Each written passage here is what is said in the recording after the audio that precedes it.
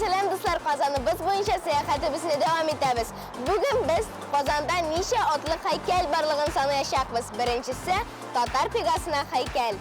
Qanotli tulpar turida rivoyatda aytilgan shayxob g'odiy otlarda botir yigitlar yerlasa, qanotliga avrilar. Tulparning qanotlarini bir kimda, hatto xo'jasi da ko'rishga tegish bo'lmagan. Bu rivoyat Qozon skulptori Igor Bashmakovga da bek ishongan.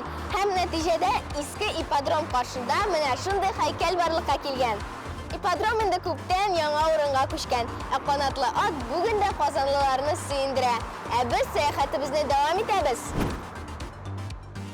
Qozon Kremliy yonida xayriyashiga qo'yilgan haykalni bilmagan kishi yo'qdir endi. Do'stlar, xotirlasangiz, Azamat sizga bu haykal turida siylagan edi endi. Qozonda suv tashuvchiga qo'yilgan haykal bor. 1874-yilda birinchi suv o'tkazgich borliqqa kelgancha qozonlilarga suvni naq mana otlar bilan tashib ishirganlar. Otlar 19-asrda yuk tashuvchigina tugul, transport chorasida bo'lganlar.